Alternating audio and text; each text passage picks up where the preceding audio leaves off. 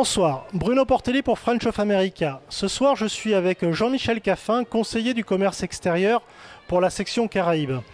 Jean-Michel, bonsoir. La première question que j'ai envie de vous poser, c'est quel est le rôle et la fonction d'un conseiller du commerce extérieur?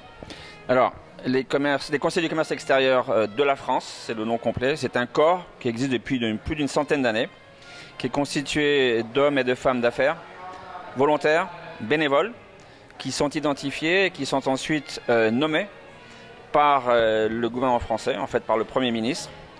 Ils ont 4 fonctions, toujours bénévoles. L'une, c'est de renseigner, de conseiller les pouvoirs publics à l'étranger sur toutes les questions relatives au commerce extérieur.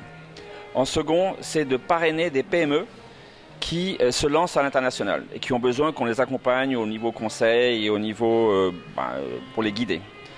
Troisième lieu, le rôle, c'est de recruter et d'employer des VIE à l'étranger, de façon à donner des jeunes Français l'opportunité d'une première expérience professionnelle.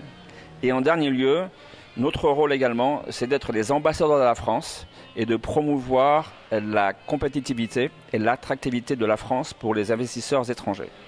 Alors ça, c'est un vaste sujet, ça. Comment la France va-t-elle faire pour améliorer son attractivité? Alors, comme tous les pays, la France a des atouts et parfois il y a aussi des challenges. Ce qui est important de savoir en France, c'est que lorsque le gouvernement français souhaite appuyer l'implantation d'un groupe, d'une société étrangère en France, les moyens administratifs sont considérables. Et contrairement à parfois certaines formalités administratives, ça se passe vite et bien. Et donc, à ce niveau-là, la France constitue un territoire attractif. Il y a d'autres points où il y a des différences par rapport à d'autres pays, mais cet élément premier de pouvoir appuyer financièrement et administrativement une implantation est très important. Là, vous venez de passer 2 jours à l'occasion du symposium. Vous avez dû rencontrer de nombreux chefs d'entreprise français. Quelles sont leurs attentes?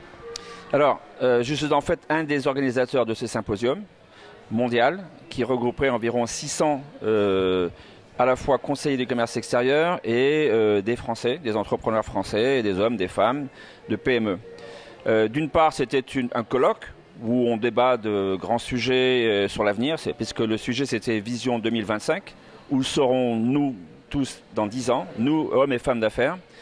Et ensuite, nous avons amené 50 PME, dont c'était la première expérience aux États-Unis, donc pour les conseiller et les accompagner sur cette première démarche de recherche de marché sur l'Amérique du Nord.